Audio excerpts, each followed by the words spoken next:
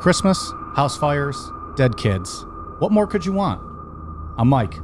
I'm Ian. And I'm Dave. If you're a fan of unsolved mysteries, stick around, because this story is so strange, it necessitated the return of Mafia Mike for his incredible insight. Oh! This is Necronomipod.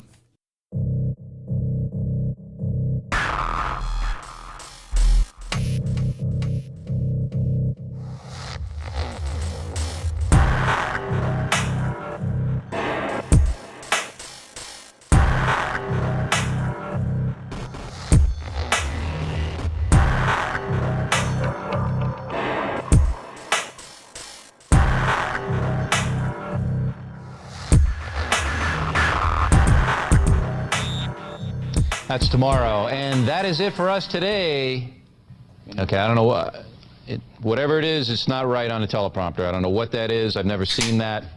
No, there it is. We are going to do Sting, yeah. Okay, but now I can't read it. There's no words on it. Okay. Honey? Sure. There's no words there. To play us out. What does that mean? To play us out.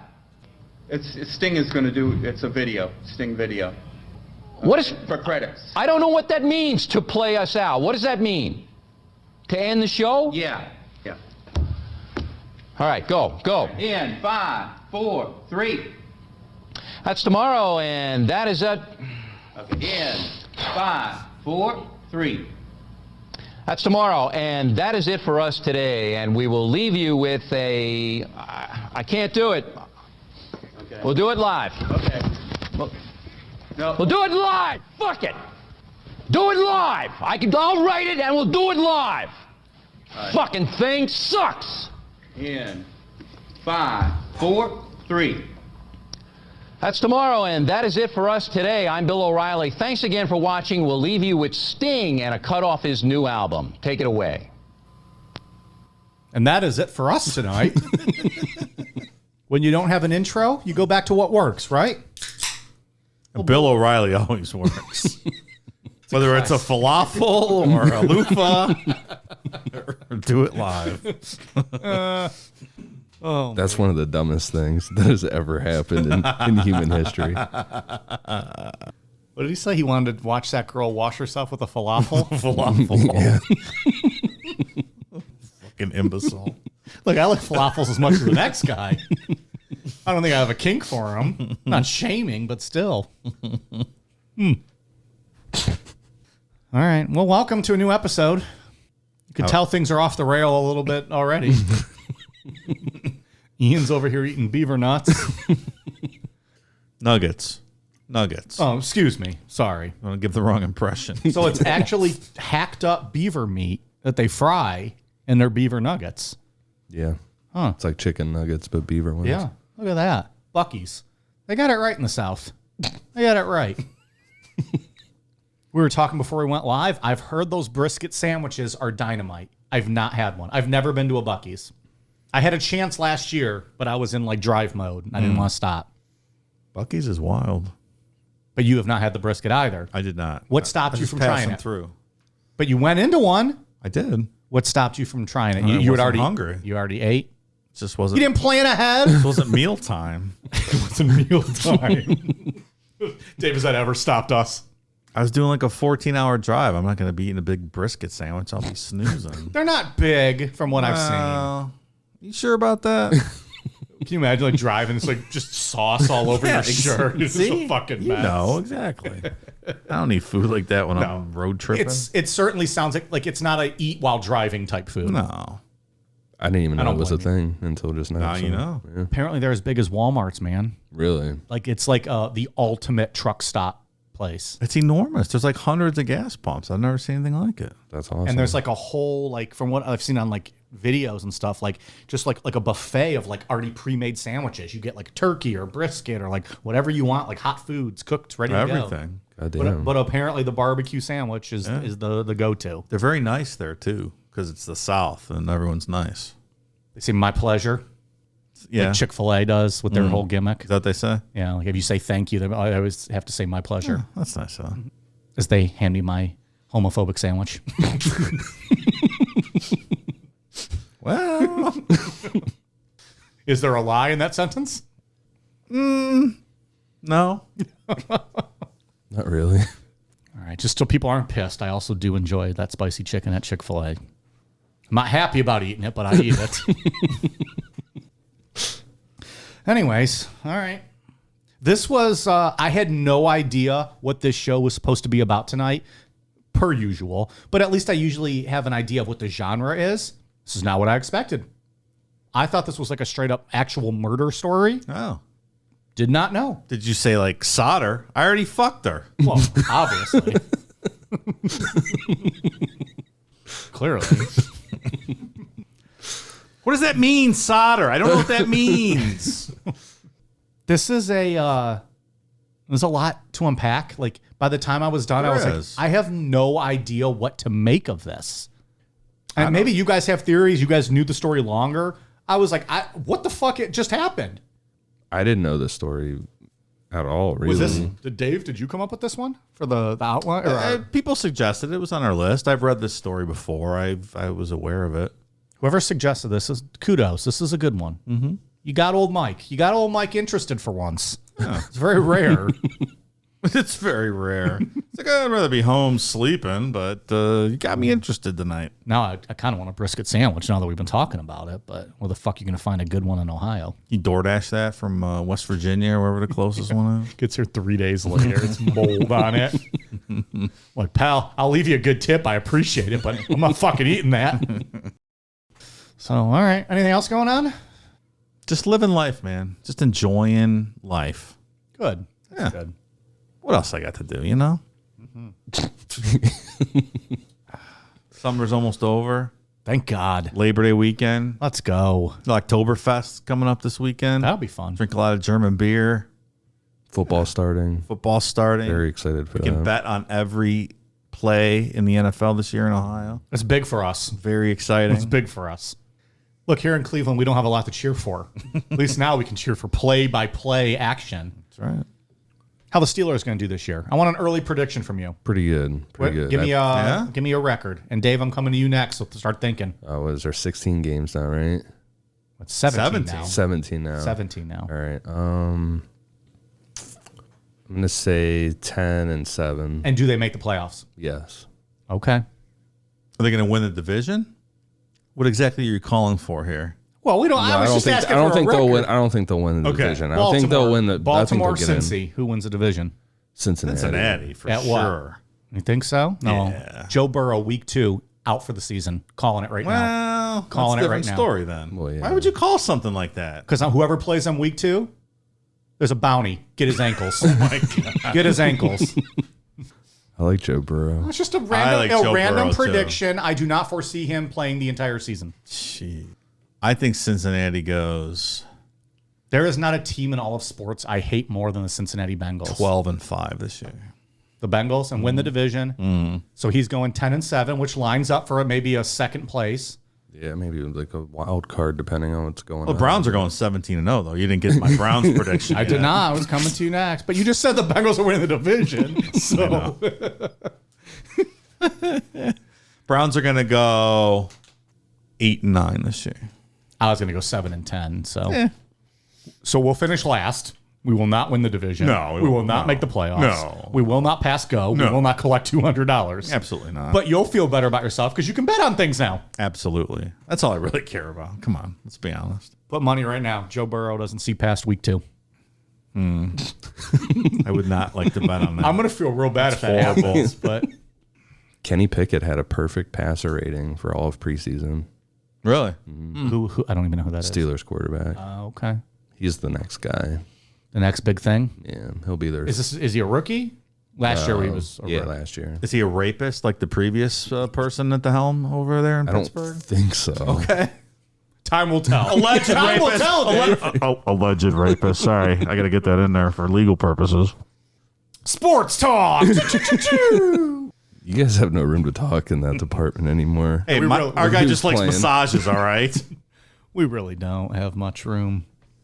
No, he's a complete scumbag. Our pieces, Using Instagram for Yeah. our pieces of shit don't even get us Super Bowls. At least he Right. brought them Super Bowls. It's the least he You could feel do. a little good about it, right? Like, we got rings, though. Yeah, what do you get? Two Super Bowls? Two. I think it was two. Yeah, two. Roethlisberger got 2, I think. Yeah. I would accept that from any Cleveland piece of shit. Give us 2 Super Bowls. I'll forgive you. All is forgiven. It's not going to happen. It's not. 8 and 9. I'm going 7 and 10. Both the Browns, and you're going 10 and 7 for the Steelers. Yeah. I think Baltimore will be in last place, though. I'd like to see you think they're going to be worse than the 7 and 9? I think so. Okay. All right. Well, we'll check back in December and see where we're at with things. Let's do that. Maybe we'll do a wrap-up show this year. Was this our NFL pre-season show? When does the season start? Is it the 2 week weeks after Labor Day? After Labor Day, yeah. Is there still preseason games this week, or is it like an off? No, it's over. All right. All right, let's dive in. The Sodder family celebrated Christmas Eve, 1945, like most families in Fayetteville, West Virginia. But on this Christmas Eve, they had more to be excited about. Their oldest son, Joe, who was 21 at the time, had survived World War II and was on his way home. So that night, the Sodders were celebrating with 9 of their 10 children. It's a lot of kids. It seems like recently, with all these stories we've been talking about, between here and Patreon, we've been talking about people with a lot of kids. Yeah, a lot of fucking going on. Which is fine. Sure it is. Please. Let's get those condoms out. Exercise some restraint. I don't know. Fuck condoms. Just come on their back. Come on. Condoms. Did you ever hear a mouth? Use it. A bunghole? Use it. Oh, boy. December 1945, a time of great optimism and celebration in this country, right? There's a lot of anal fucking going on. A lot of fucking in general going on with GIs sure. coming home. Oh, yeah. We beat the Germans. We just defeated the Japanese. Everyone's feeling good about the future. Hormones were at an all-time high. Of course. A lot of fucking. Not a lot of protected sex or birth control No. at all. No. That's not really a thing, right? Clearly not. We're at what, fucking 13 kids? 106 kids in this story? I don't know. The oldest daughter, 19-year-old Marion, had been working in a dime store in downtown Fayetteville, and she came home with some toys to surprise her younger sisters. Martha, age 12, Jenny, age 18, and Betty, age 5. The girls wanted to play with their new toys, so their mother, Jenny Sodder, told them that they could stay up a little bit longer. This was around 10 p.m., and part of that deal was that their 2 brothers, Maurice, age 14, and Louis, age 9, when they went to bed, the girls had to go to bed too. Their father, George Sodder Sr., was already asleep, along with John, age 22, and George Jr., age 16. They had been working all day at George's trucking business. With that, Jenny Sodder told all the kids goodnight and took the youngest Sodder, Sylvia, age 2, to bed with her. There's a lot of children. It's a lot to keep track of. It really is. You know who else was named Marion? Who's that? That was my birth name, Pilgrim. Marion. Do you know that John Wayne's name was Marion? I didn't know that. Yes. I did not know that. I had a girl's name, so I changed it to John Wayne. Then I became a manly man, Pilgrim. Was it Marion with an M or Mariam with an M? It's just like Marion. Marion. Marion with an M. Marion. Masculine Marion, that was my name. Before I got to Hollywood and became the Duke. Mr. Wayne, I don't hate the name Marion. Why did you hate it so much? I needed a man's name, the Duke John Wayne. I had to kill some engines. Marion doesn't kill engines. John Wayne does. All right, asked and answered. Huh? So Jenny Sodder, the mother of the house, woke up at 12:30 a.m. to the telephone ringing. She went downstairs to answer the phone, and on the other end was a woman's voice that she wasn't familiar with, asking for someone Jenny didn't know. Jenny said that there was laughing in the background and glasses clinking together, maybe like a bar or something. But when Jenny told the woman that she had the wrong number, Jenny said that this woman laughed in a really weird, kind of creepy way and then hung up. Get like Black Christmas vibes. Remember the original Black Christmas? Didn't we do that last year for our movie show?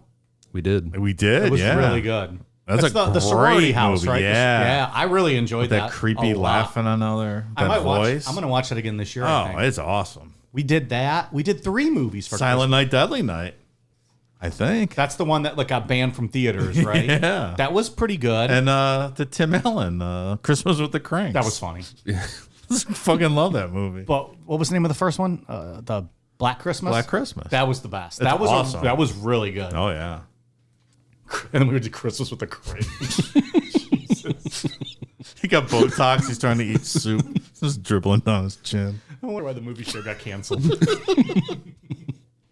As Jenny was headed back to bed, she realized that the blinds were still open and the lights were still on, which was something odd. Usually the kids were pretty good about shutting everything off when they stayed up Any later. thoughts on that, Mike? I mean, do I have to say my thoughts? Like, come on. Clearly something went askew if they didn't close their blinds. That's your first sign. Something's fucked up. I agree. If the blinds were closed, we wouldn't even be covering the story. You never would have heard of him. Nope. The only Marion I would know is John Wayne. Goddamn right, Pilgrim. I'm not fooled, Duke. That's your real name. I'm the Duke now. What she thought was that the kids were probably excited for Christmas and they forgot to turn everything off. Their oldest daughter, Marion, was asleep on the couch, so Jenny assumed that the other kids had gone back up to the attic where they slept. She closed the blinds, turned off the lights, and then went back to bed. Jenny had just fallen asleep, only to be woken up again at 1 a.m., this time to a loud thump on the roof and then a rolling sound. She waited for a couple seconds to see if she heard anything else, and when she didn't hear anything, she laid down and went back to sleep. Jenny was woken up a third time, this time at 1:30 a.m. by the smell of smoke. She got up and started looking around the house. That's when she found the room that George Sr. used as an office was on fire, specifically around the fuse box and the phone line. Both parents and 4 of the kids, Marion, Sylvia, John, and George Jr., escaped the house. Initially, it was reported that George Sr. went up to the attic to wake up the other kids, and he thought that they were behind him, when in fact they weren't. And by the time he realized, the stairs to the attic were in flames. Through the police's word, the reporting later changed to that George only called up to the kids in the attic. He never actually saw them. Either way, at this point, George and Jenny were outside with the other kids screaming as the house was just going up completely in flames. Do we ever know what did George Sr. actually say about that?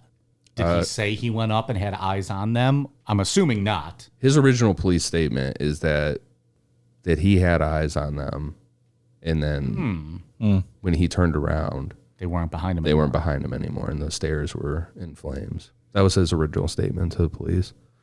That's interesting. It seems odd that you would go to grab the kids, but then run in front of them. I agree. Seems odd to me. Especially you have eyes on them, you see them, and then you run it like that's like Michael Scott in The Office, right? Yeah. When he's running Right. out, like Or George at the, George at the kids' party. right. Okay, I'm gonna put that in the bank for later. Spank Bank?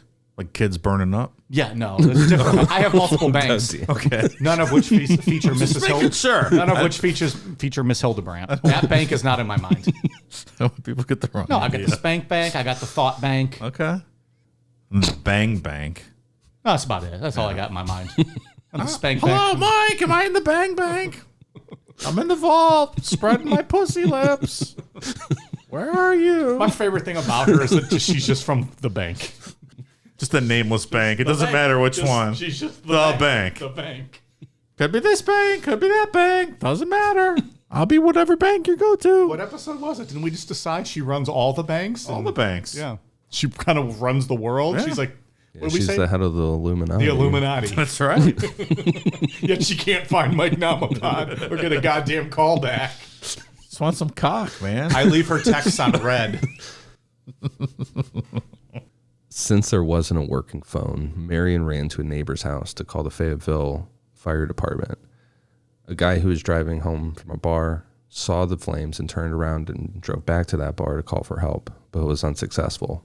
Some reporting says that this was because he couldn't get through the operator. Others say it's because the bar's phone was broken. So this guy drove to the center of downtown Fayetteville and found a phone to get through to the fire department. Fayetteville's a small town, right? We're not talking about a very big place. Yeah, when we're talking about downtown Fayetteville, Yeah, we're talking small town West Virginia. Yeah. Like their version of like their square, town square would be considered downtown. Yeah. Back at the Sodder's house, George Sr., who was barefoot because he, got up right out of bed, climbed up the side of the house and punched out one of the windows, severely cutting his arm. Like hit an artery type injury where he's bleeding everywhere. This window was a level lower than the attic, and he found that the fire was too big to go through that window to reach the attic. So he yelled for his other two sons to get the ladder from the side of their house. He would use the ladder to climb from where he was on the house up to the attic window and go in that way, but the ladder was gone. George then tried to pull both of the trucks he used for his business up to the house and then use them to climb to the attic window, but neither of them would start, even though they worked just fine the day before. At that point, the Sodders and their surviving children were left to just stand and watch the house burn to the ground. That is an unimaginable situation to be in. Because what do you do? I mean, at that point, when it's like completely in flames like that, you'll just die immediately. Yeah. You would just be throwing There's nothing yourself on else the to do fire. there, yeah. Be terrifying. I just the point where you leave the house with the kids initially, I don't know how you get to that point. Like the ones from the attic? Yeah, where Like thinking they're behind you, Yeah. but like you didn't check, you didn't Right. look, you didn't let them go in front of you. seems odd. I could see maybe trying to lead the way. Like you want to go first just in case there's something falling. Yeah. And granted, it's a time of crisis. But you're going to look behind you, I think. But then that's assuming that that was an accurate statement, that Right. you had eyes on them. It's hard to put yourself in that situation and know how you would react in an emergency like that, but I don't disagree. I just keep going back to, like, did he actually see them? Because I think what we'll get to is, maybe they weren't even up there. yeah.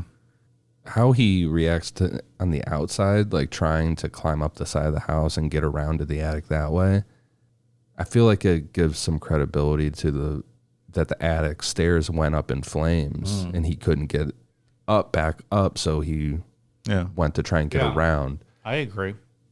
Maybe he never even saw the kids. I don't know. Yeah, right. That seems That's what I'm that really seems like interested- it would be more accurate that he never saw them. Right. Exactly. I think maybe it was just a misstatement to the police or miscommunicated or taken down wrong. That's what I mean. The odd Maybe part so. would be running up into the attic, seeing the kids and be like, hey, follow me, and running down where they actually got left up there. So maybe that didn't exactly happen that way. It just caught me off guard when Ian said, like, no, his statement to the police initially was he had eyes on and was leading them out of the house. That threw me off. Who knows how your brain remembers things later? You're so fucking traumatized. I mean, how can you even watch something like that and even keep your right mind to even make that statement later on? But it's just another twist in this It is. confusing plot. Sure. That will not make any headway through at all tonight and probably leave listeners very confused by the end. But God damn it, we're going to give it our try. The story's the story. You might be thinking there's been two people now that have called the fire department. Like, where was the fire department in all this? Especially because they were only 2 miles away from the Sodder's house. The fire department didn't show up until 7 hours later, and by that time the house was nothing but ashes and debris inside the basement. 7 hours? What the fuck? It was just a basement with, debris that didn't burn and stuff just sitting in there. When asked why it took so long, Fire Chief F.J. Morris said that he didn't know how to drive the fire truck and he needed to wait for someone who did know how to drive it to become available. Time out. I don't know how you become the chief if you can't fire drive chief. the truck. Are there no qualifications? Was this an elected position? Yeah, is it a patronage job? That's Like- exactly what I was thinking. How can you not drive the fucking truck if you're in charge of the goddamn fire department? So the chief was sitting at the firehouse all by himself with no one else, and he didn't know how to drive the fire truck. And he's just like, Sorry. I'll make some calls. I'll let you know as soon as we can get someone over to drive it. Like, you could push the fire truck there in 7 hours. What was he doing? Yeah. I don't know. That is absurd. This is one that I just don't believe. Like, I think that's part of the conspiracy of this. That sounds a little hard to believe. It's a very odd aspect of this story. Yeah. I'm calling bullshit on that one. 2 miles away. Yeah, you could have pushed the fire You truck. really could have pushed it quicker than in 7 hours. That's right. I saw some things saying that small town fire departments and things were depleted because of World War II. That a lot of those guys were over there fighting. So a lot of these type of departments weren't what they used to be. All right, that's understandable. All right. But still, it's still 2 miles away in 7 hours is ridiculous. 2 miles away. Could you not just grab hoses and run? Why do you need the truck? I don't know what it was like back in the 40s, but the water is not coming from the truck. Can't you just grab hoses and run? These are supposed to be well-conditioned, first responders. don't know. Grab a hose. Just run. Like, are fire trucks that hard to drive? I feel like I could probably Like in drive an a fire emergency, truck. just Kramer did it in the back end in Seinfeld. He managed it. But like, even if maybe you don't need the truck, at least go with the hoses for 7 hours. Yeah. Go get a start. It's a weird part. Maybe of the don't enter story. the home without your equipment, but you can at least get hoses and start putting stuff out. It's very weird. I don't know. Like, let's say that it's like a more of a straight path there. I don't know what the roads were like, if they were like windy or whatever. But if it was, like, I feel like I could drive a fire truck if it was just kind of a straight. You figure it out. Yeah, 2 mile drive. I can drive It's a fire truck with an for- engine. Fucking figure it out. Yeah. I don't get this at all. I could drive one for 2 miles. I can drive anything.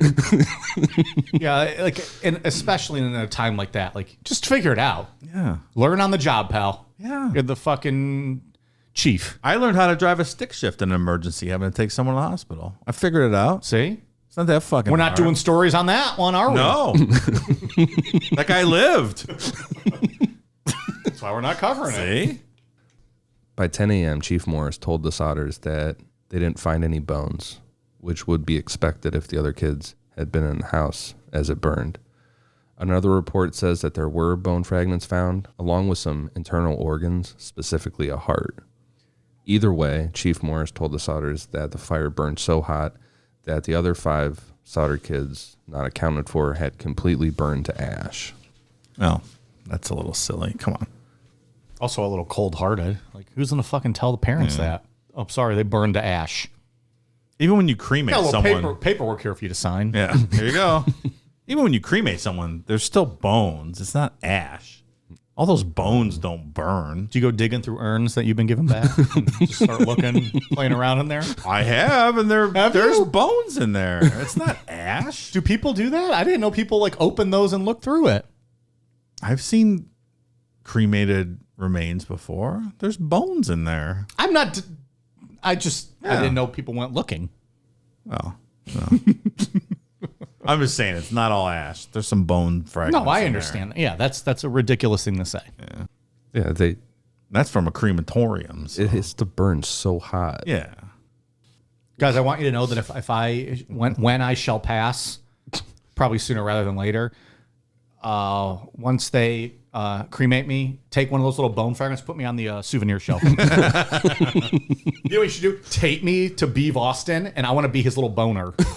I want a little bone fragment of me to be his little boner. Oh, we're gonna mount your penis on the studio wall. What are you talking about? Oh, you could do that too.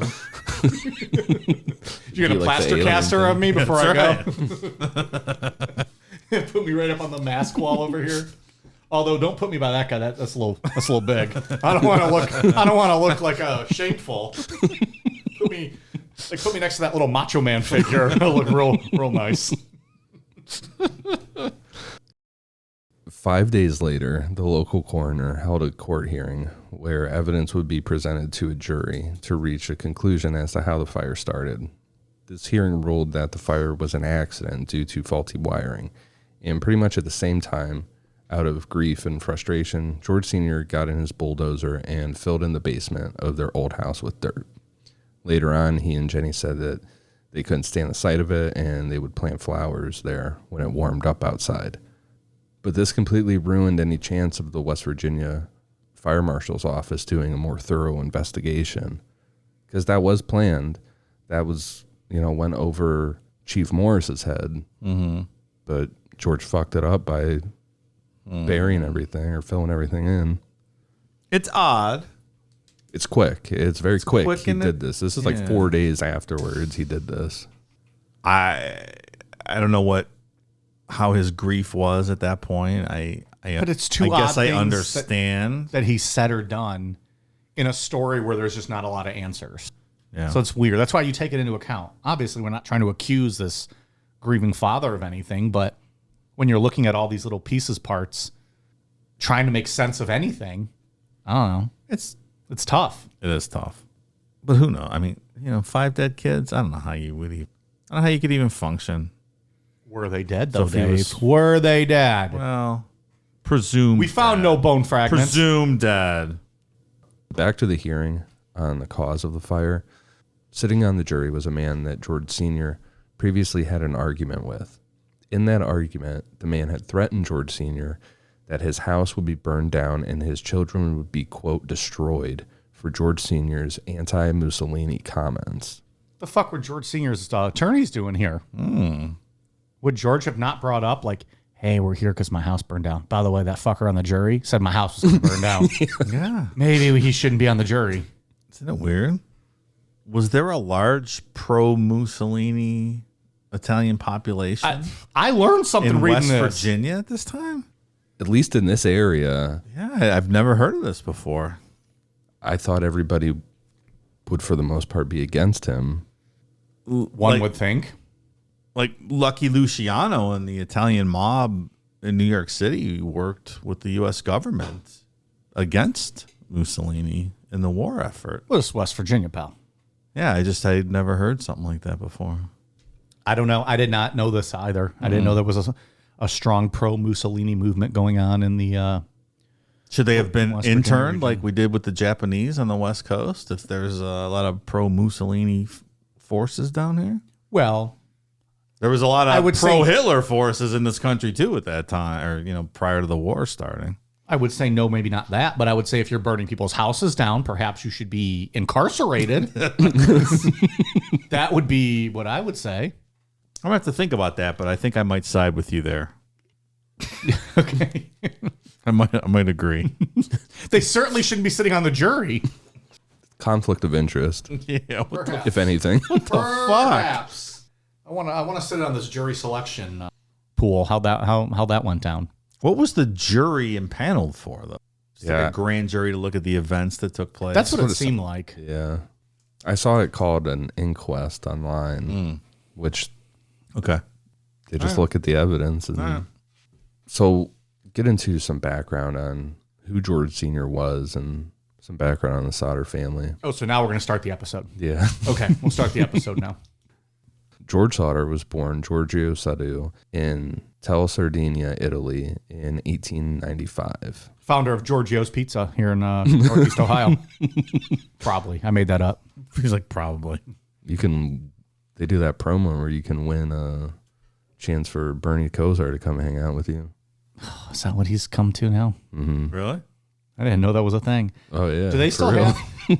Are Giorgio Pizzas still like freestanding or like their own buildings, or are those strictly just sold out of gas stations now? I have not seen one of those in a long time. There used to be one by St. Ed's where you and I went to, I don't know. It was there when I was there, but this was still 20 years ago. Yeah. Yeah. I think on the east side they have Okay. There was a physical Giorgio's. locations. Do they? It wasn't good. No, I don't even remember eating it. I remember it being awful. Mm. Is that just a Northeast Ohio thing, or is that I have no idea. I can't remember It being was good or bad. ever going there. Anyways, all right. Sorry, derail. Now we're just feeling bad about Bernie Kosar. Yeah. Couldn't even at least find with like east of Chicago, like a good one, local chain. When I was, I worked at Pizza Hut when I was in high school, and Did you? they had Oh, Eric Metcalf could deliver your Oh. pizza to you. Well, first of all, Pizza Hut back then was the shit. Second, Eric Metcalf was the shit. I know. That was good times. Yeah, Eric Metcalf delivering pizzas. Number 21, right? Number 21, that's right. Metcalf up the middle. The guy was like $1.50. He hit the line and he bounced back 10 feet. Loss of 5 on that play. But the Browns were good then. That's when we were battling for playoff spots. And we had Belichick as our coach. They were a little good. Whatever became of Belichick? Never heard of him. He never did anything again. Never heard of him. He cut his teeth here, but then he just went away. Yeah. Went into obscurity. He never wore hoodies with the sleeves cut off or anything like that. And won 5 Super Bowls or anything with the greatest man who's ever lived on the face of the earth. Jesus second, Tom Brady first. So George saw. You okay over there, Mike?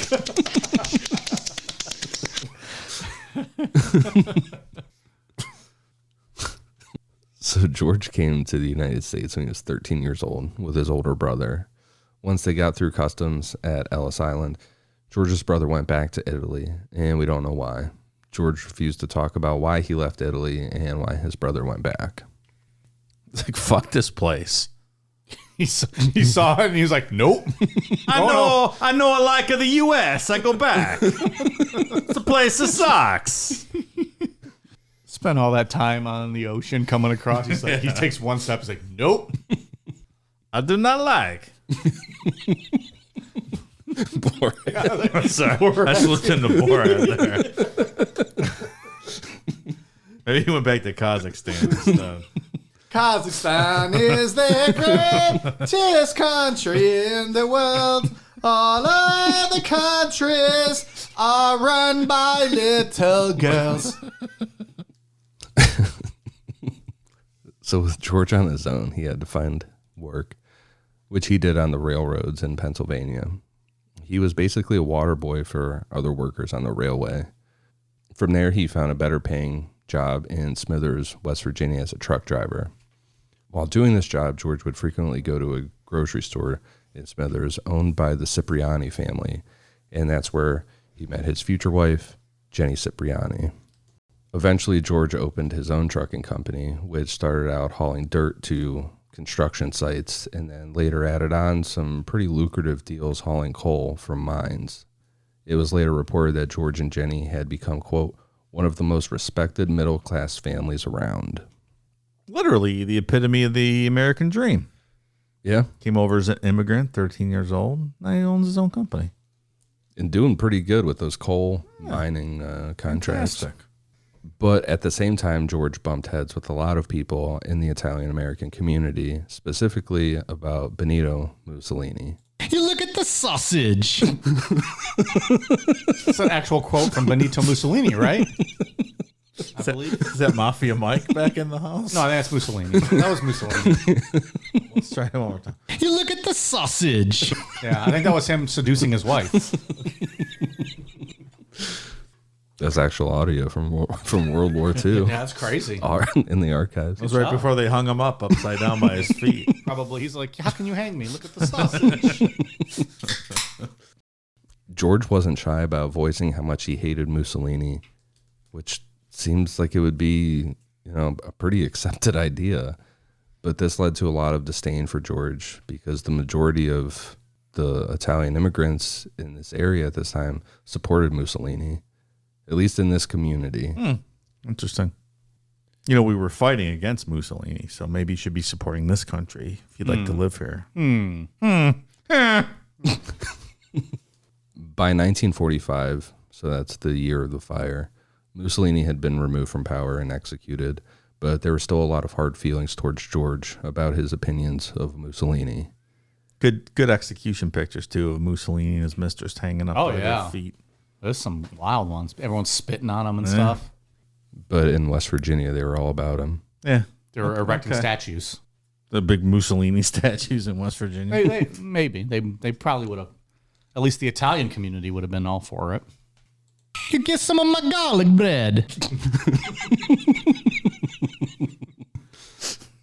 Sounds about right. Yeah. If he makes good garlic bread, you can't hate the man.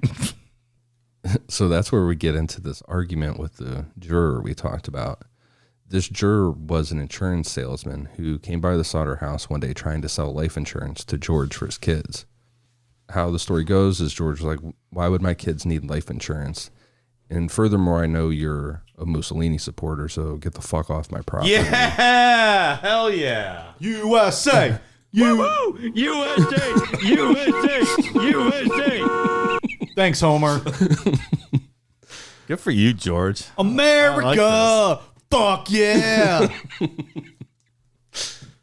This insurance salesman in turn said, quote, "Your house will go up in smoke and your children will be destroyed for all the dirty remarks you've been making about Mussolini." You should have shot him in the fucking face right there. Wow. Right on the porch. God damn.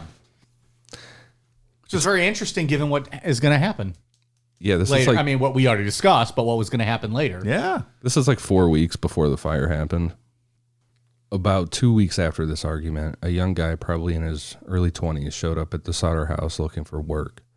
Later on, George said that the guy reminded him of himself. So he said, "Yeah, I can find some work for you to do with my trucking company or something." As they were walking around talking, the young guy saw some fuse boxes on the outside of the Sodder house and said, quote, "Those are going to cause a fire someday." George was thrown off because he had recently had the whole house rewired and thought that this guy had no idea what he was talking about. And adding to the strangeness of this encounter, this young guy, like I said, like somewhere 18 to early 20s, he never ended up doing any work for George. Just kind of came out there, wandered around, followed George around, and made a weird comment about the fuse box. He's like, all right, I'll give you a job. And he just probably never showed up again. Yeah. Very suspicious.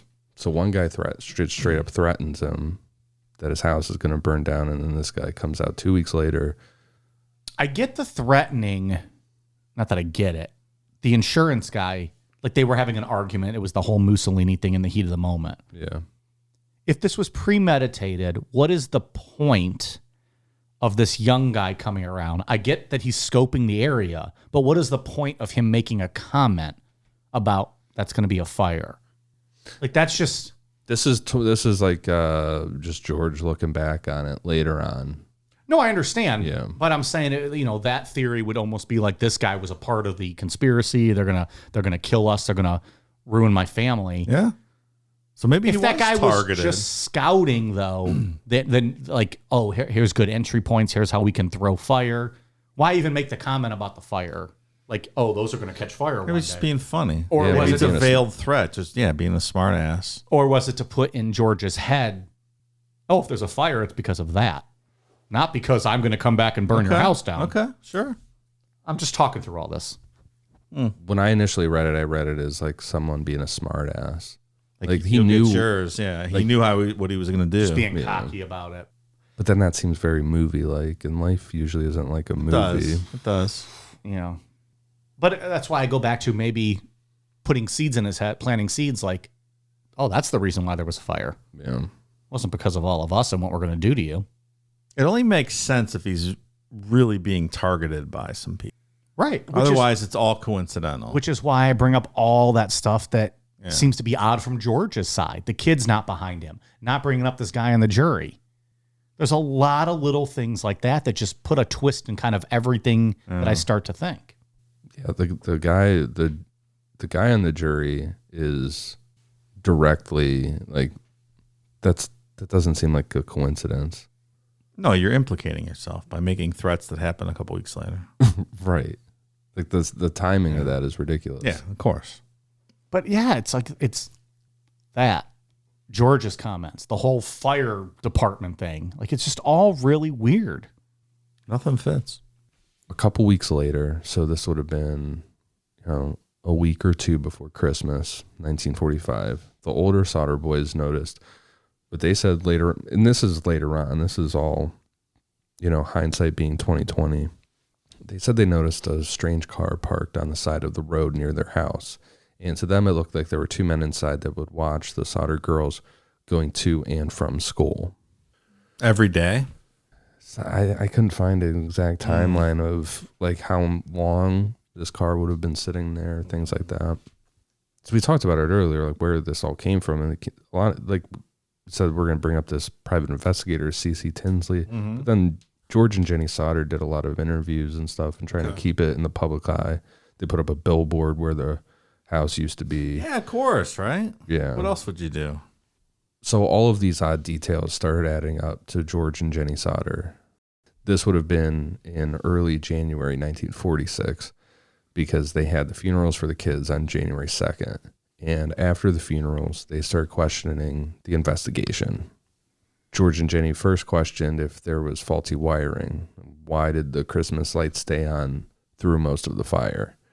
Then they started to put together all the weird details we were talking about, like this argument he had with this guy, say he'd burn down the house. They eventually hired the private investigator, C.C. Tinsley, and things kept getting weirder in the story. Is it weird that these kids all died on the same day as John Benet Ramsey? Has anyone ever looked into that? I just want to note that Jesus apparently was too busy celebrating his birthday. He couldn't intervene, put the fire out. Thanks, Jesus. Good job, Jesus. Were they both Christmas Day officially? Well, this was 1:30 the next morning. If they were in fact killed, it would have been Christmas Day, and John Benet's was that night. I think it's listed as Christmas Day death. Yeah, probably. Yeah. I remember her dad went to bed at like 10 o'clock because they were getting up early the next day because they were going to fly to Georgia, right? They have their house there or something. Yeah, their second house. Yeah. And then he woke up early, and that's when Mom went downstairs and found the note or whatever. Allegedly. Or wrote the note, as some people might suggest. I don't mean to open up all that. I'm just saying. I remember that story. I did a remember for that one. We all do, Mike. We all do. Didn't we do a Christmas killing show, too? A few years ago? It was a crime spree in Dayton, Ohio. See? Oh, those connected also, Dave. Is there a Christmas Day killer that's been around since World War II that is still killing people on Christmas Day? Maybe they're passing it on to their offspring, continuing the family business. The Santa Claus killer. Ho, ho, ho. Generational. You might have stumbled on something here, fella. Now I just want to hear Weird Al Yankovic's The Night Santa Went Crazy. This is just fantastic. So remember how we talked about how George wanted to use a ladder to get to the attic, and it was always on the side of the house, like by a shed and stuff, and that ladder was gone. The ladder was later found at the bottom of an embankment in the woods, 100 feet away from the Sodders' house. Second, a telephone repairman told the Sodders that the house's phone line had not been burned in the fire, as they previously thought, but it was cut by someone who would have been willing and able to climb 14 feet up the pole and reach out from that pole 2 feet away and cut it. A man who neighbors said that they saw stealing a block and tackle from the Sodders' property around the time of the fire, which it would have been the same day, supposedly was identified and arrested. According to reporting, he admitted to stealing from the Sodders and said that he was the one who cut the phone line, thinking that it was the power line. But he denied having anything to do with the fire. Why did he have to cut the power line to steal? Yeah. A block and tackle that was already outside. On the same day that a fire happened that killed a whole lot of people. There's just too many coincidences adding up in this story. Almost everyone we've discussed in the story in my mind is guilty, like at this point. There seems to be a big conspiracy going on here. What's really weird about this is that there's no actual record identifying that man exists. There's no name for him. There's no arrest record for this guy. Where did that report come from then? News reporting and the private investigator. That's why a lot of this is just news reports from the day. Yeah, just a compilation of news reports and, But then even what then, this guy found. How are they getting the reports? Is it just hearsay? Is it a lot of rumor and innuendo at the bar? Oh, I heard this and this. Because you would think if there was a conspiracy and the authorities could have just pinned it all on this guy, why not let him take the fall for the whole thing? Look, we're not talking to New York Times here either. No, that's why I said reporting the bar. in Fayetteville. West I'm sitting Virginia. next to you getting hammered. I happen to work for the Post. Yeah. And you say something, I'm like, well, that's going to print. By the way, doesn't matter if we're off the record. I'm fucking printing it anyway. So that's your problem, pal. The Sodders also thought that Chief Morris was full of shit regarding his ruling that the kids burned completely to ash. A lot of the appliances inside the house had been found still recognizable in the ash, along with fragments of the tin roof. And the Bible, right? Bible's always never burn in these situations. Oh, okay. Oh, it's a miracle. Look, fire went everywhere. Save the Bible. That's true, though. Didn't save the owner of the Bible, but the Bible didn't burn. Well, the Bible is more important than the owner. It's the word that needs to live on, not the person. We can all be vessels for the word. The Bible needs to live. Okay. We learned that the other day on Patreon, the Nanup Doomsday Cult. Remember his book? It was more about the message than who actually wrote the book. It's true. So, Yeah. So that makes sense. That adds up. Bible survive. They're fireproof. Fireproof. Jenny compared their fire with a newspaper account of a similar house that had burned down around the same time, and that killed a family of 7. And there were skeletal remains of all the victims found in that case. Jenny started burning small piles of animal bones, and I also saw reports that she would get like roadkill, like a full raccoon, something, Sure. And burn it to see if she could get it to be completely ash, nothing left over. And there was always bone fragments. Yeah, right. So through her doing this investigating on her own about, how the burning process would work, an employee of a local crematorium told her that human bones will still be present even after bodies are burned at 2,000 degrees Fahrenheit for 2 hours, which would have been longer than the house was fully ablaze and hotter than the house fire could have possibly been. There you go. To find no bones in that rubble is not believable.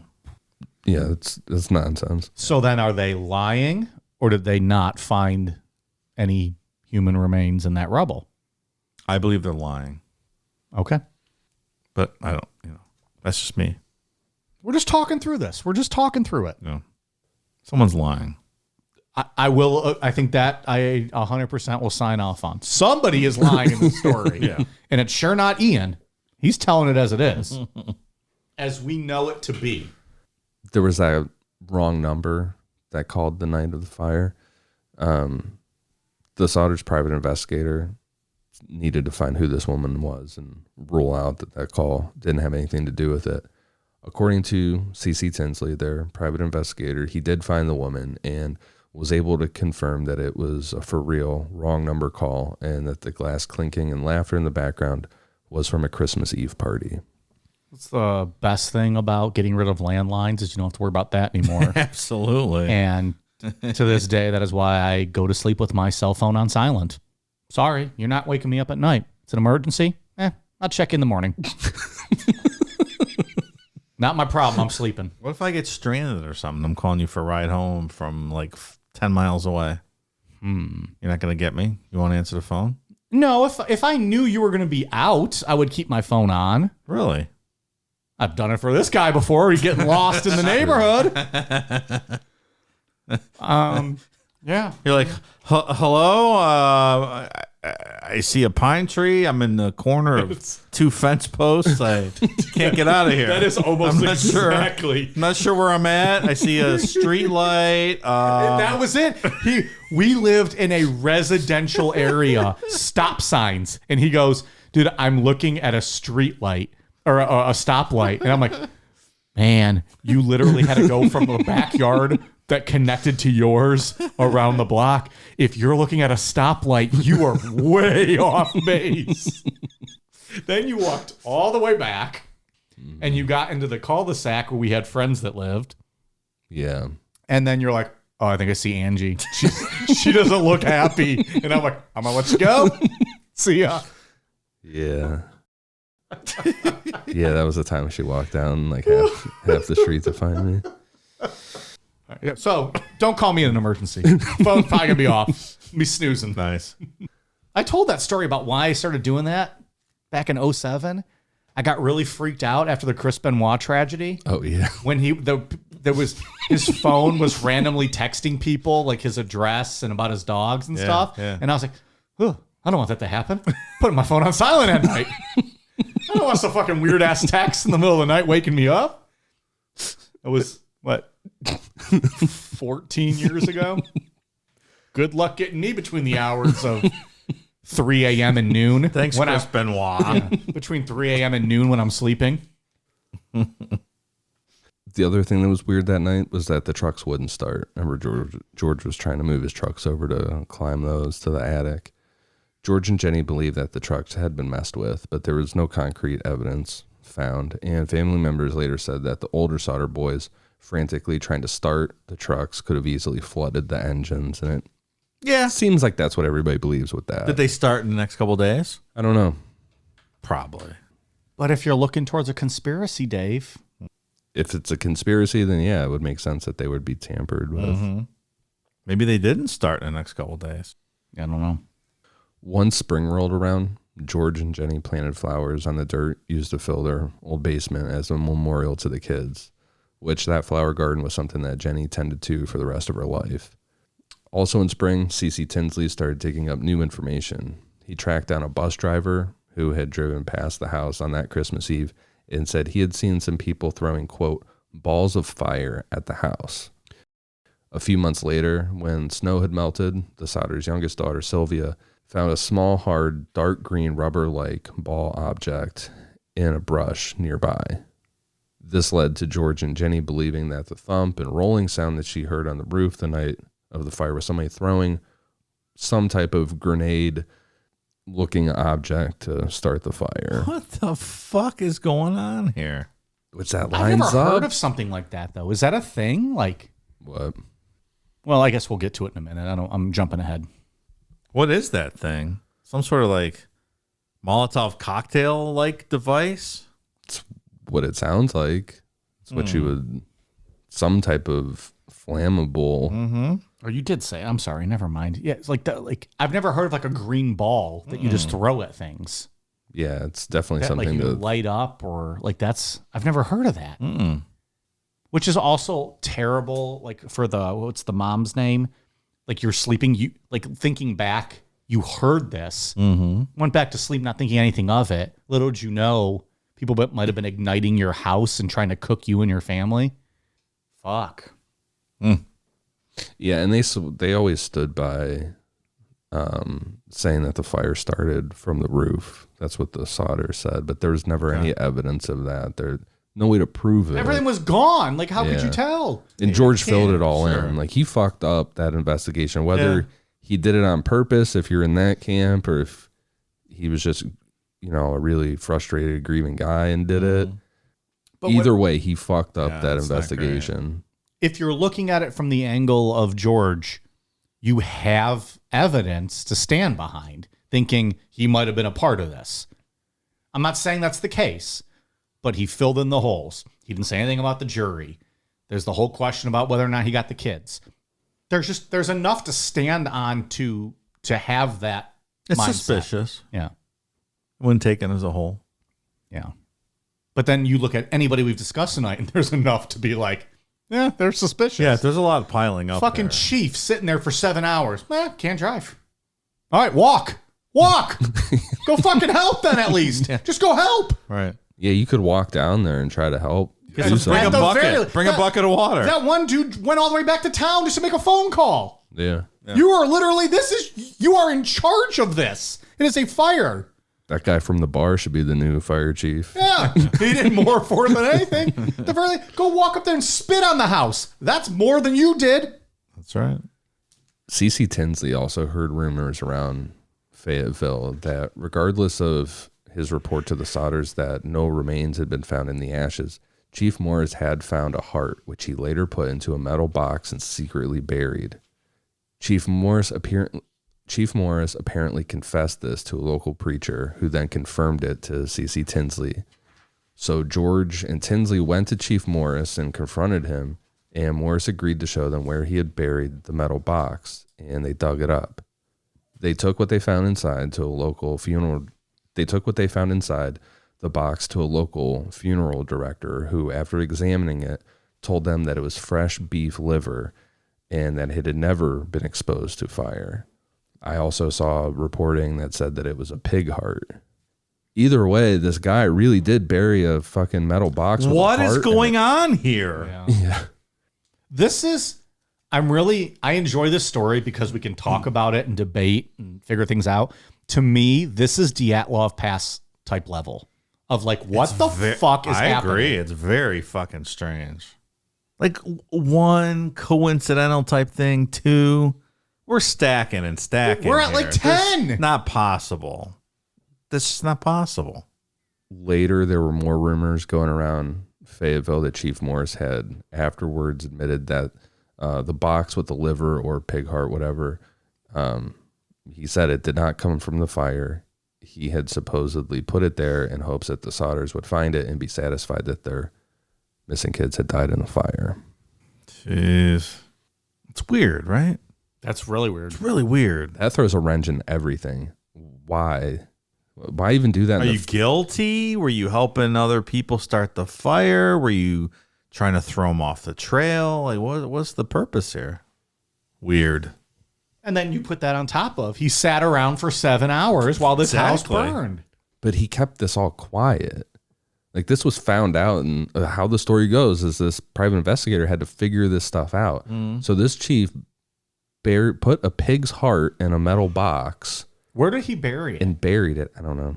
And he was just hoping they might show up and find it. Like, it doesn't make any sense. But that's what I'm Right. like. Was he going to try to sneak it, like sneak the liver or the heart into like the garden someday and be like, Yeah. "Oh, look, you found a heart. Oh, it's a miracle. It's still fresh. That's weird, but you found it." Yeah. Makes no sense. Yeah, when he dug, how it's told is like he digs it up and he's like, yeah, this heart was found in the fire and I buried it here. And then George and Tinsley take it to get tested to see what it is, and it's an animal organ. I'm really having trouble piecing all this together. I'm not sure. So there's all these rumors going around, stuff like that. There's a pretty big case. So of course there were claims of people seeing the Sodder kids out in the world. The first one came from a woman who claimed to have spotted the kids looking out of the window of a passing car as the fire was burning at the Sodder house. Maybe that's true. I don't know. Like But- speeding away from the scene. Yeah, no way to confirm that. One sighting at a tourist stop between Fayetteville and Charleston, about 50 miles west of the Sodder house. A woman claimed to have seen the kids on Christmas morning, saying that she served them breakfast and that they left in a car that had Florida license plates. Oh, Florida. Well, that solves everything. Someone from fucking Florida did all this shit. Another Likely. another woman at a Charleston hotel who had seen photos of the kids in the newspaper. She said that she saw 4 of the 5 Sodder kids a week after the fire with 2 men of, quote, Italian extraction. Italian extraction. Oh, I didn't kill nobody. Oh, Mafia Mike stepping into the fray. You were not responsible. What are your thoughts, Mafia Mike? My statement speaks for itself. You look at the sausage. Well, I have you here. Here, look at the sausage. You got some actual audio from the mafia. That's There's shit in the bowl.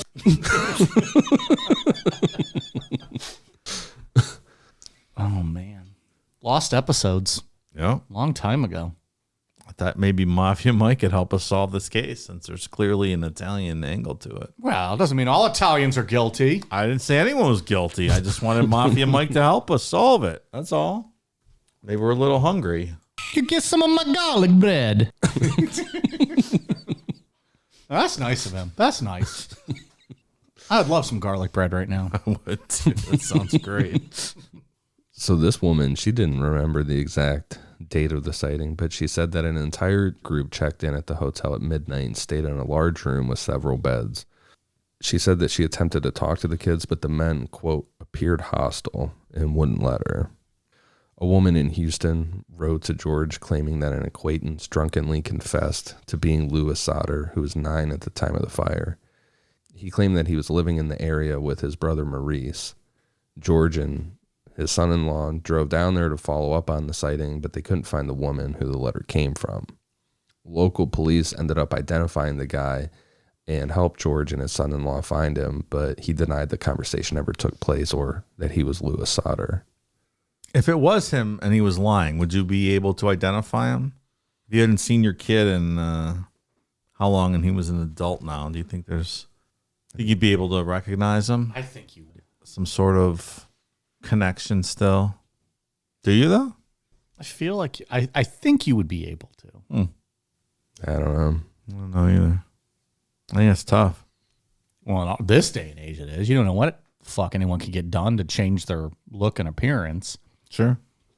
But I don't know. Back then, it's the same person, just grown up, more adult features. Unless there was a drastic change, you probably. I mean, I'm not saying you're going to like have that physical connection and be like, I know this is my son or whatever. But, anyways, You might have to show him your sausage. You look at the sausage. I don't know how that would help. Puppy. They ended up, George and Jenny Sodder ended up writing to J. Edgar Hoover, the FBI, trying to get them involved. And Hoover wrote back to them and said that it wasn't a federal case. It wasn't something that they would normally be involved in. But if they could get local law enforcement involved and on board, if they could get local law enforcement on board with it, he would send a couple FBI agents down to help with the investigation. All right. Local law enforcement said no. They did not want the FBI there. Per usual. Yeah. People did not get along. Yeah, no thank you. So with no real law enforcement help at this point, George and Jenny brought in a Washington, D.C. investigator named Oscar B. Hunter to dig through the scene of the fire. He found several bone fragments, which Hunter sent to the Smithsonian Institute for testing. The Smithsonian said, quote, The human bones consist of 4 lumbar vertebrae belonging to one individual. Since the transverse recesses are fused, the age of this individual at death should have been 16 or 17 years. The top limit of age should be about 22 years since the centra, which normally fuse at 23, are still unfused. On this basis, the bones show greater skeletal maturation than one would expect for a 14-year-old boy, the oldest missing Sodder child. It is, however, possible, although not probable, for a boy 14 and a half years old to show 16 to 17 maturation. So they're saying whatever they found was likely older, 16, 17, even up to 22, not 14 years old, which Right. would have been the eldest kid. They were not consistent with what they found. and the Smithsonian also said that the bones, those bone fragments, showed no evidence of ever being exposed to a fire. That's a big one. Which, That's a big one. what is that? Yeah, like whose spine is that? Yeah. Another question now. Who the fuck's spine is this? What are we feeling about these bones that we found in here? Their report also said, quote, "It's very strange that no other bones were found in the allegedly careful evacuation of the basement of the house. The report concluded that the shards were likely in the fill dirt George used to fill the basement to create that memorial for the kid." Where'd the fill dirt come from? Where'd that spine come from? What the fuck? So that almost makes me think more of that like kind of Italian mafia type thing. Like who's most likely to have some spare parts to just throw into the mix of things and throw things off? Man, maybe they just went by and they're like, go ahead and bury this, these bones, a couple yards from the house. When they start digging it up, they'll find this. Or was George up to Yeah. something? He's getting his fill dirt from somewhere where a couple people have been buried before. There's a lot of secrets in this country. This is Dyatlov Pass in that there is 119 different explanations for what might have happened. Yeah. In 1968, the Sodders received a letter, which was what they believed the most credible evidence that the kids were alive, or at least one of them was. One day, Jenny found in the mail a letter addressed to her, postmarked in Central City, Kentucky, with no return address. Inside was a picture of a young man, about 30 years old, with features really looking like Lewis's, and would have been in his 30s if he had survived. On the back was written, "Lewis Sodder, I love brother Frankie, LLI, boys, A901, 32 or 35. The handwriting's a little weird. I'll send you the picture of this kid. The left. Oh, yeah, I can see what you mean. The left is Lewis. That's a for real picture of Lewis. The right is what they received, what Jenny received in the mail. That absolutely could be him. And it absolutely could not be him. Right. Yeah. I don't Sure. But if you're his, if if you're Jenny and you see that the similarity, you're like, oh shit, that is him. But it's different when you're also, you know them in the flesh and it's your own child. Like I see it and I'm like, yeah, that could be them. Could not be. You're going to feel a little stronger about it one way or the other if you're their parent. Yeah. But I see it. I think the eyes are different. I think he has different eyes. They are like, but I don't know, like he's got bags under his eyes. Look at all of us. We got fucking bags under our eyes. The kid's got more almond-shaped eyes than the adult. Doesn't look the same. I don't disagree, but the adult is also looking up, which I think might change kind of the view of the eyes. Yeah. Like he's not looking straight. But I don't know. The kid's ears flare out a little bit more. That was the first the thing angle's a little different. I though. noticed, Right. but you could have grew into your ears. Yeah. You get a little, Sure. fat-faced. He's not fat-faced, but so I don't know. Okay. Maybe. Add that to the It's not a dead ringer or anything. But would we know a dead ringer? I don't know if we would know a dead ringer from the outside looking in like this if we saw it. But you just said a little bit ago you can recognize people unless they change significantly. I was talking about a parent recognizing their own child. I think when you're closer to someone like that, you can you are better at recognizing. All right, that's fair. I didn't mean any of us. I think there's some people though, like I don't know what comes to mind. Macaulay Culkin. You see that guy as a kid, and you see him as an adult. You're like, of course, that's the same person. But some people he looks just don't exactly change. Yeah, the some people same. just don't change. That's not the situation. No, that is not here. that. I agree. That's not that. It's not 100% like, oh, for sure that's him. Yeah, I agree. People age differently.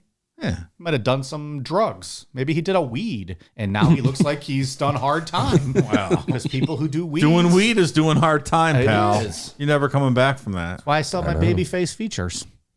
Yeah, look at me I'm over innocent. here. Yeah. Look, you're 102. Speaking of Macaulay Culkin, I'm up here in heaven waiting for you, no. Macaulay. Who invites this guy every time? Oh, I hate him. I can't wait till you come up to heaven with me, Macaulay. In your booty hole. Now he's wishing for Macaulay Culkin to die. I don't like this one bit. Time moves so slow up here in heaven. Just kill yourself, Macaulay. Oh my God. Kill Jesus yourself and Christ. bring your booty hole up here to heaven with me. Michael Jackson. He's a scumbag. Can't stand this guy. I went through all the booty holes up here. I need Macaulay. I'm home alone. I'm in heaven alone. I can't stand him. Declan, he's not supposed to be in here. So the Sodders hired another private investigator to go down and look into this letter in Central City. But that PI never reported back to the Sodders, and they were never able to find him again. The guy probably I hope just, they revoked his license and sent a strongly worded letter because that's professional malpractice. Leave him a terrible Google review. Yes. like that guy more than likely ripped them off. But if you're the Sodders and this happens, this would seem like it's part of the conspiracy. Like this guy got tipped off to something and then disappeared. Yes. Yeah. Yep. Meanwhile, it was just a scumbag. Right. Probably that.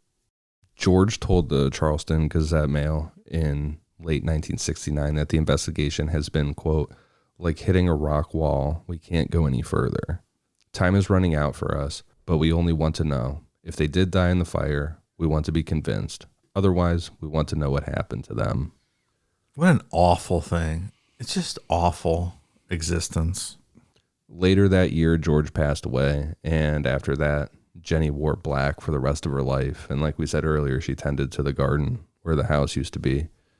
After she passed away in 1989, the family tore down the billboard that George and Jenny had put up, which they put up a huge billboard with the kids' pictures on it and reward money and stuff. And it sat there forever. And when it was torn down in 89, it was not taken care of. It was all, beat up, paint peeling, and all that kind of stuff.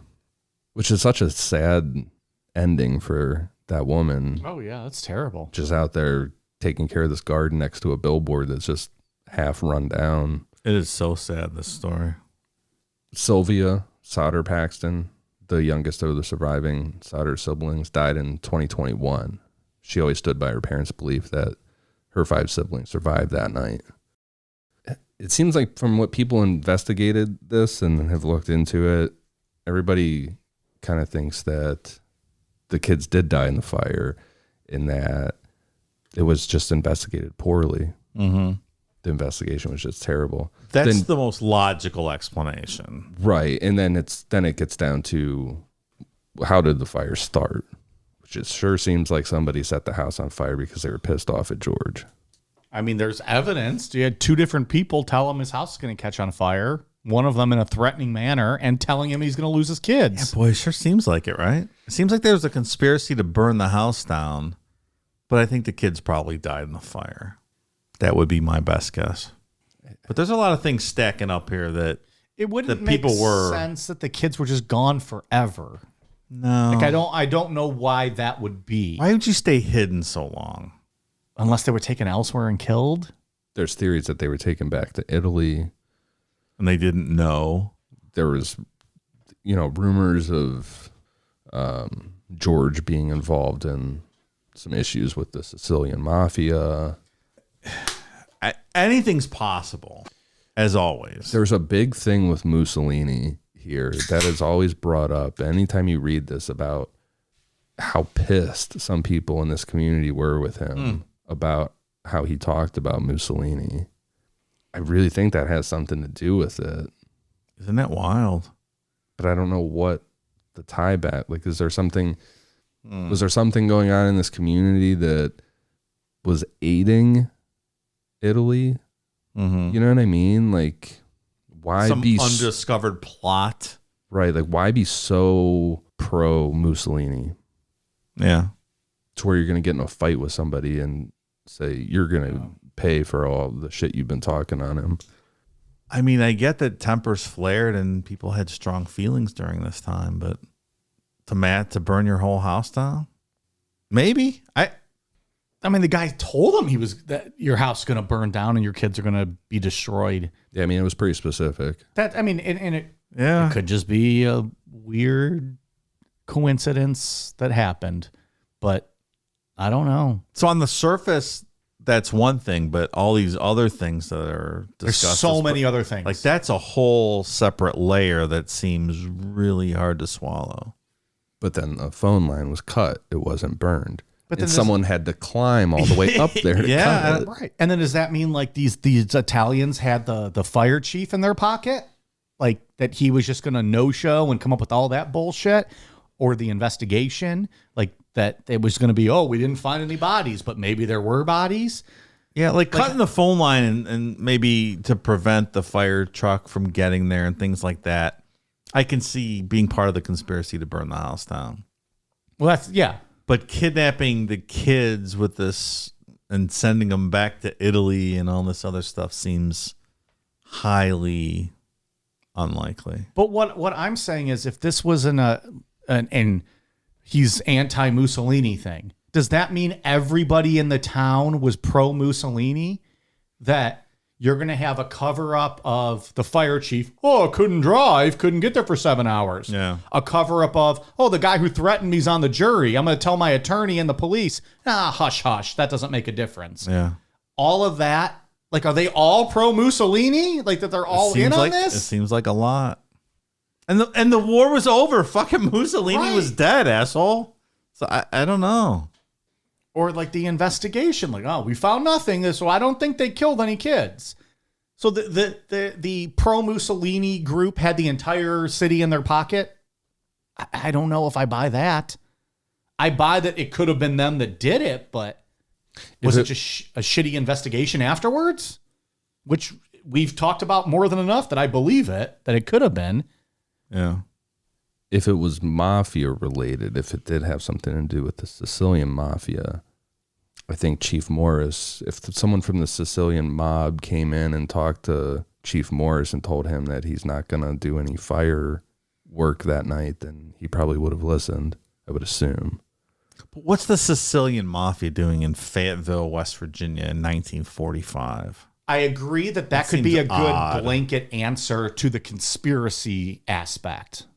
Because that could cover everything. They had their hands in all of that. But Yeah, what are they worried about Fayetteville, West Virginia? That would seem a little weird.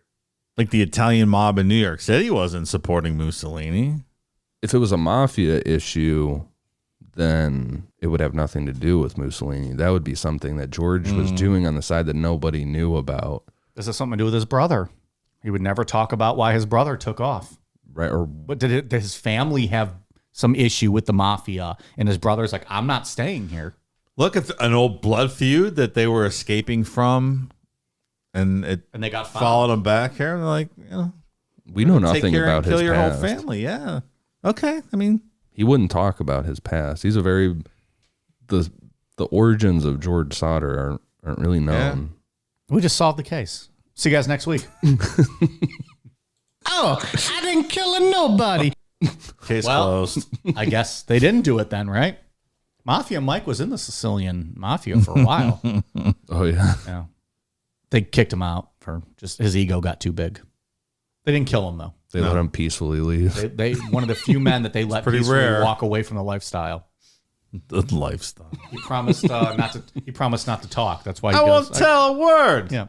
They just talk about sausage and garlic bread. He opened up his. He's the manager now of an Olive Garden, and he's very proud of that. You look at the sausage. Sausage. Aggressive. It's a weird inflection. Sausage. Cocaine is a hell of a drug. Sausage. I don't know. I don't know what to make of this. There's a lot of weird things stacking up here, and I don't think we're ever gonna know. I have zero final thoughts because I think the kid's probably burned up, though.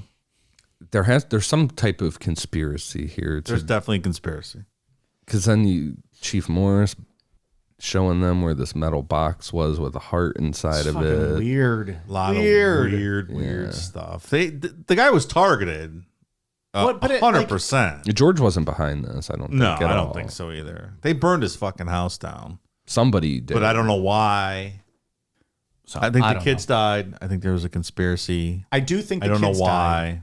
because it feels weird that, like, when if they didn't die then, maybe they were taken into, abducted and then killed.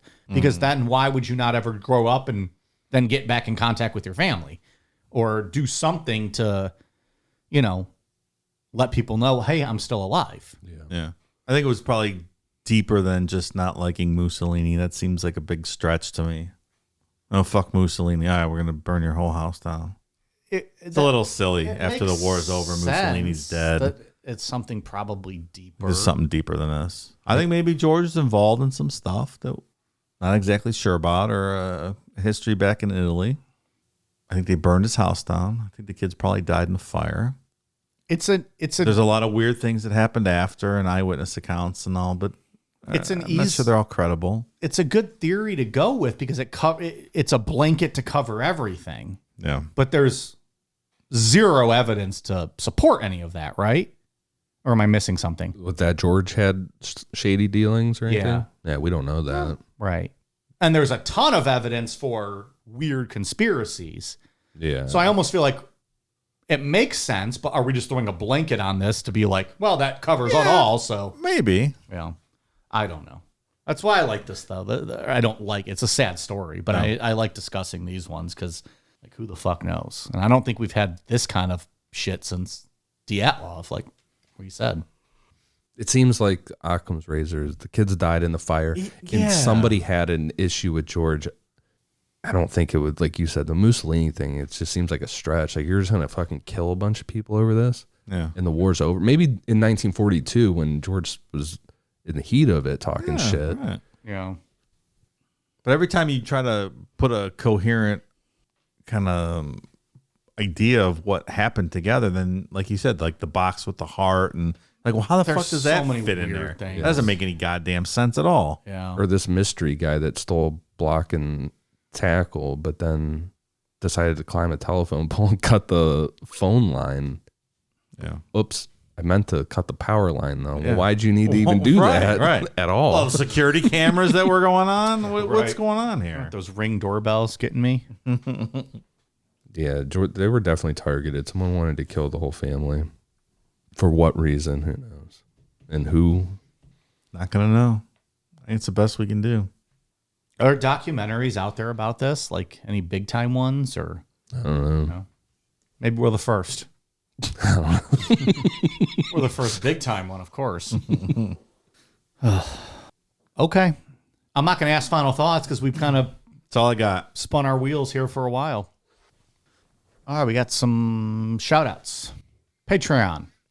New patrons. Thank you to new patrons. Nunia Biznaz, Jenny Thacker, Carmen and Cider. Dave says go blue. Dave does certainly not say go blue. Ladybug, Anthony Plitas, Aria Williams, Anita Rimmer, Justin Casey Feltersnatch, It's the same person, just paying $1 each time to have these names read. Battery Flaccid, Logan Potvin, Kimball Beathers, Bane Lurg, Casey Anthony licking Mike's nipples, I might allow that. Riley Guest, Trevor Thornhill, Victor Ergilis, Midwest Tyrus, Cheyenne, Lauren Fitzpatrick, Jess, Jennifer Eckstein, Boo Boo Kitty Fuck, Jenny Tolwerts, Adam Wood, Corinne, Rhonda Fendel, and Fuck Ja Rule. Hey, come on. We already said this last week. We're not doing that. You know what you're going to get here, buddy. It's murder. Ja Rule's going to show up at your door, pal. I hope he does. Can't be saying fuck Ja Rule on this show. Damn. Very disrespectful. Thank you to all new patrons. Ian. For iTunes, I have one for Juke RN, Happy Customer 123, Lidork, Ed Ninja 123. Ed Ninja gave 4 stars. I haven't really talked about reviews, addressed any in a while. Huh. Not fucking give us 4 stars. Well, Ed says that we don't know what we talk about a lot of the times. Really?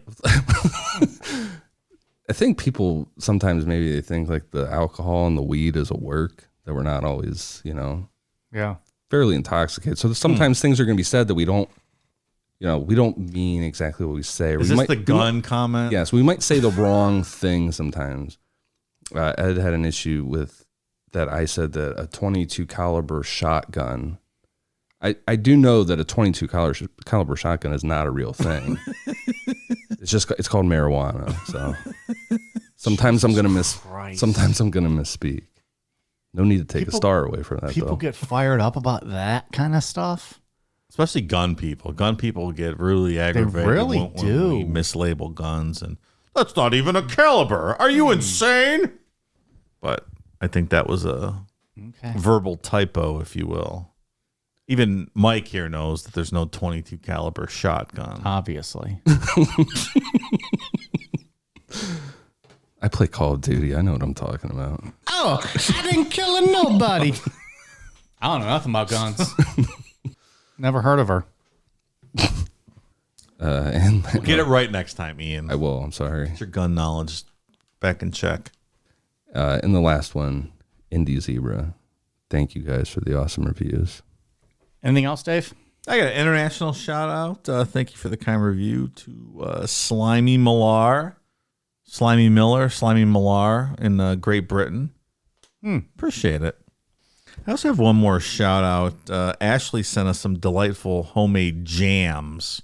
Oh, yeah, that's right. So quite delicious. Thank you, Ashley. If you want to check out her jams, facebook.com/that'smyjam23. And her little, they sent us the party favors from their wedding, which is like a key, and it's also a bottle opener. Oh, that's the key to my heart. Opening a bottle of alcohol. The key to happiness is love and the ability to open a bottle. Nice. I agree, Ashley. We use cans on the show, but thank you very much. I'll save it for an IPA. I hope Yeah, Ashley, summertime when those Blood Moon ones come back out next year. those are good. I hope Ashley licked her hubby's balls on wedding night. She probably did, right? I'd like to think she did, and I'd like to think that he, tongue punched her asshole. As all married couples should. That's how we're going to think about it in the Cool Down Media studio. When I beat off later tonight thinking about their wedding, their honeymoon, that's what I'm going to be thinking of. So thank you, Matthew and Ashley.